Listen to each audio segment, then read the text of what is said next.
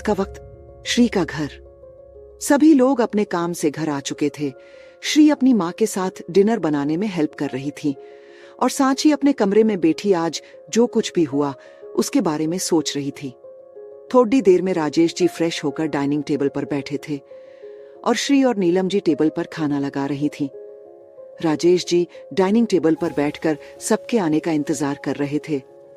Dining table पर खाना लगाने के बाद नीलम जी श्री से कहती है, श्री खाना लग गया है, जा सांचू को खाने के लिए बुला ला। नीलम जी की बात सुनकर श्री अपनी गर्दन हाँ में हिलती है और अपने कमरे की तरफ अपने कदम बढ़ा देती है। श्री अपने कमरे के पास पहुंचकर जैसे ही अपने कमरे का दरवाजा जैसे ही खोलने वाली होती है, तभी उसके दरवाजा खोलने से पहले ही सांची कमरे का दरवाजा खोलकर उसमें से बाहर आती हुई दिखती है। सांची को बाहर आता देख श्री उससे बिना किसी भाव से कहती है, माँ खाने के लिए बुला रही है, चलकर खाना खा ले। यह कहकर श्री जैसे ही जाने के लिए मुड़ती है, तभी सांची उसे रोकते हुए कहती है, दीदू एक बार मेरी बात सुन लीजिए।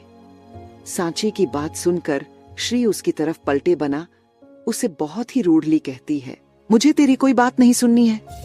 ये कहकर श्री सांची की बात सुने बिना डाइनिंग टेबल की तरफ चल देती है। उसे ऐसे जाता देख के सांची थोड़ी सी उदास हो जाती है और वह भी उसके पीछे डाइनिंग टेबल की तरफ चल देती है। श्री डाइनिंग टेबल के पास आकर अपनी कुर्सी पर बैठ जाती है। उसके पीछे आती हुई सांची को जब नीलम जी देखती हैं तो मुस्कुराकर उससे कहती हैं, सांचू आजा बेटा, चल बेटा खाना खा ले, देख आज मैंने तेरे लिए तेरी फेवरेट सब्जी बनाई है। नीलम जी की बात सुनकर सांची उससे थोड़ा हिचहिचाते हुए उनसे कहते हैं, माँ मुझे आप सबसे कुछ कहना था। सांची की बात सुनकर नीलम जी उसकी तरफ देखती है और मुस्कुराकर कहती हैं, हाँ बेटा बोल, हम सब सुन रहे हैं।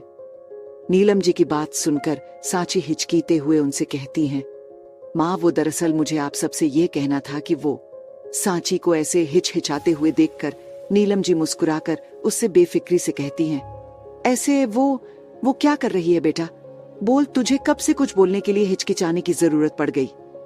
नीलम जी की बात सुनकर सांची एक लंबी सांस लेती है और उनसे कहती है, माँ मैं आरव जी से शादी करने के लिए तैयार हूँ। सांची की बात सुनकर नीलम जी, श्री और राजेश जी एकदम शोकड़ हो जाते हैं और उसे अपनी शोकड़ नजरों से देखने लगते हैं। तभी नीलम जी सांची की सुनी हुई बात को कम कंफर्म करने के लिए सांची के पास जाकर उससे से अपनी शौक भरी आवाज में कहती हैं, क्या कहा तुमने बेटा, फिर से कहना। नीलम जी की बात